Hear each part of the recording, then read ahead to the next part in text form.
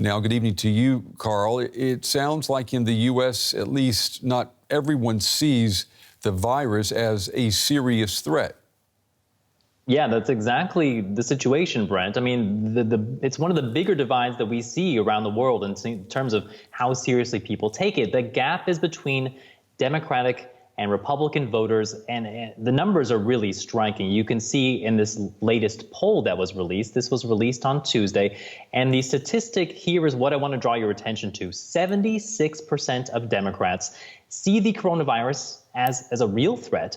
Only 40% of Republicans feel the same way. And that's a striking number. If you look at the rest of the results of this poll, it also shows that Republicans are less likely to change their behavior because of the virus, less likely to cancel their travel plans, less likely to stay at home and cook rather than go out to a restaurant, less likely to avoid public gatherings. I mean, these are all the things that health officials are urging people to do to help slow the spread of the virus.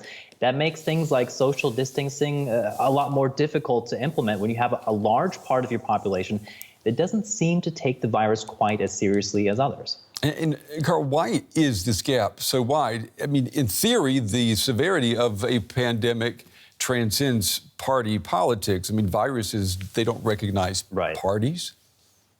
This should just be pure science, right? I mean, this doesn't come down to really a lack of information. What this is a lack of quality information.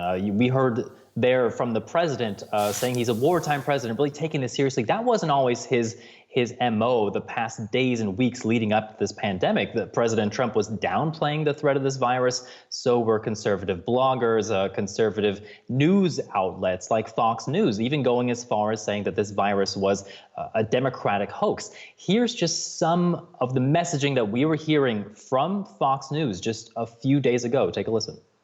You want to know how I really feel about the coronavirus, Juan? If I get it, I'll beat it. I'm not lying. It's called the power of positive thinking, and I think America needs to wake up to that. But we didn't even see this kind of insanity for SARS. And SARS and Ebola, those viruses were far more deadly.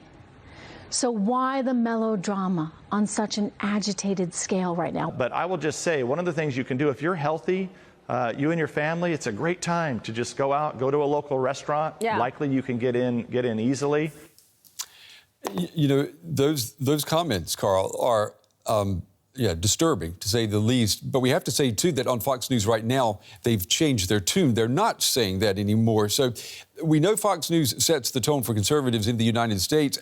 How does that contrast with what we see happening right here in Europe? To be just an American issue. I spoke with a conservative vlogger based in Sweden. His name is Peter Emanuelsson. He's actually a very controversial figure here for his anti-immigrant views. He's honestly someone, Brent, who I disagree with on almost every issue. But I wanted to talk to him because he's been tweeting recently a lot about the threats of the coronavirus. He has a lot of conservative followers in the United States and in Europe. It's interesting to hear from him the reaction, the difference between American Trump supporters and European conservatives about what he's been saying about the coronavirus. Here's what he told me. I've got some pushback. You know, they're saying I'm just overhyping this. I'm just playing into the media panic and trying to destroy the Trump economy, things like that. When it comes to the kind of right-wing followers, conservative followers in Europe, it seems to have a different approach than the ones in America, especially the ones that are from, say, Italy and Sweden. I have seen have been taking this a lot more seriously. Yeah, and I guess the pandemic is really showing us the importance of getting past politics, Carl. Absolutely. All right, Carl Nassman. As always, Carl, thank you.